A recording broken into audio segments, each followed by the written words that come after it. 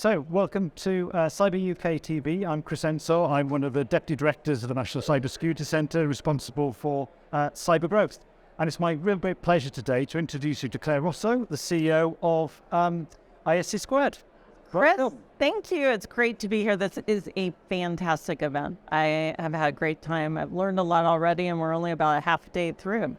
It's your first time at Cyber UK? It is my first time at Cyber UK. Very impressive. This is your first time at Belfast? And it's my first time in Belfast. So a lot of firsts for me. Lots of firsts. Well, welcome. It's great that you managed to come over. It's great to be here. So let's start with, you're a qualifications organisation, doing training. What do you see as the main barriers to entering the cybersecurity profession?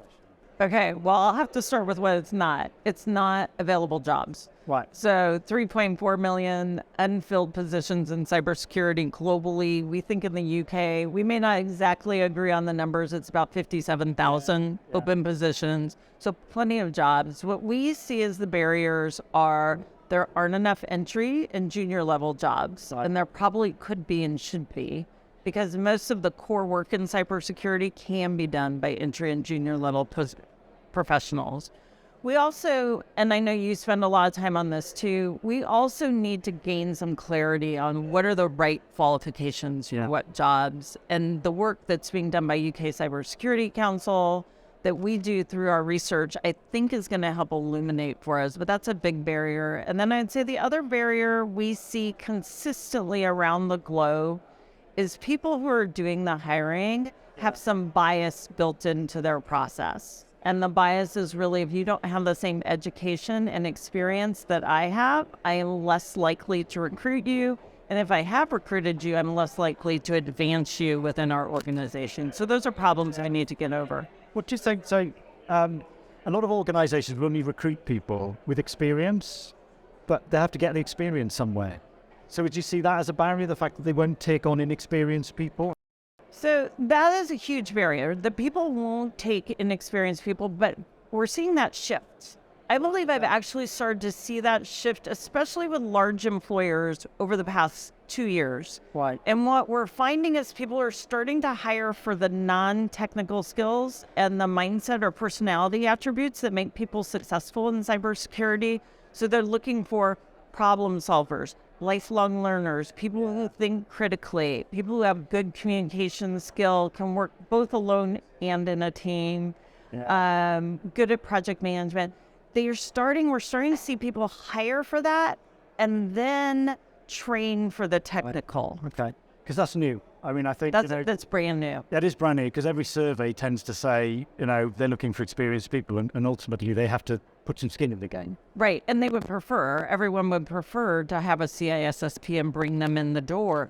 One of the things that we've done as an organization over the past year is we introduced a new certification, Certified in Cybersecurity, that's actually designed to address that issue. So what we did was we worked with our constituency base, with employers from around the globe, and said, what would someone need to be able to demonstrate at a capability level, are the core cyber domains that would make you comfortable that they were trainable? And thanks to the UK, you were a jumping off ground for us last year, where we offered 100,000, we called it 100,000 in the UK, to try to for free to offer training and education to encourage people to move into cybersecurity with no experience.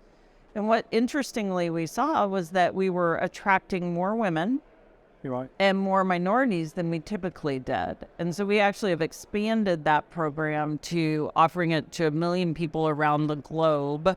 We have about 190,000 who have signed up, tens of thousands already in the UK, and I think we've certified about 4,000 or 5,000 already in the UK. And so that, again, that's somebody who's demonstrated that they have the capacity to be trained in our core domains of cybersecurity. And what sort of jobs do they go into? I think a very common thing you'd see them move into, like working in a SOC. Right, yeah. Or working in the very, very interesting entry-level roles. They're going to be those people that do those core roles of patching, critical systems. Yeah. They're going to do a little bit of risk management work, a little bit of threat hunting work, but really those are the kind of roles we see them in. And they're also the roles that are critical to our cyber defenses. Yeah.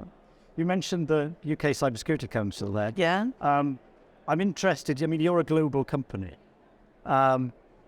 Is the UK doing something different with the council, or is there models around the world that we could be looking to that do similar sorts of things? So I think the UK is leading in this space. Right. Cybersecurity is new.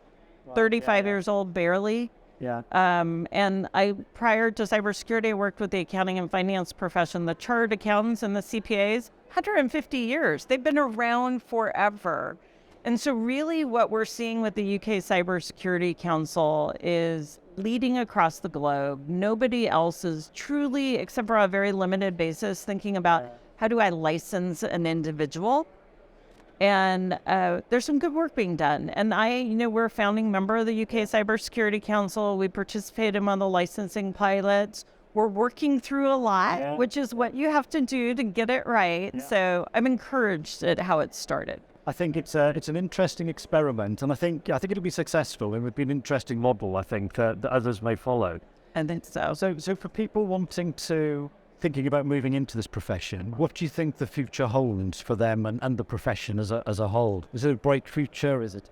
Cybersecurity. I'm going to go back to the profession I came out of. When I was with accounting and finance, I had to tell people that 94% of all their jobs were going to be automated away. Yeah. Not really a message you want to deliver. No. Not a message you want to deliver. We have this massive skills gap in cybersecurity. We're looking for 3.4 million now, and that doesn't even count that 95% of organizations with fewer than 100 people who have no information system security people at all. There's a lot of job security. It's a very dynamic profession, and it's only going to become more so. And I think what people will also appreciate, much like technology did over the past decade or two, cybersecurity is becoming more and more important within organizations. People are understanding the strategic value that information system security has to their organization's success. And that's a kind of nice position to be in. So my last question then. So hopefully you'll make Cyber UK 24. Of course. Already on my calendar. If I knew the dates, it would be there. I'll be interviewing you again. Okay. What for you would be a success for the next 12 months that you would say, this has been a really great thing that ISS Grad has delivered? Okay. So in the past, since September of 2022, we have encouraged over 200,000 people to join our organization as candidates, which means commit to careers in cybersecurity. We've certified approximately 16,000 in our Certified in Cybersecurity program. So I think a year from now, success would be seeing many of those people not just being certified, but moving into jobs in the profession.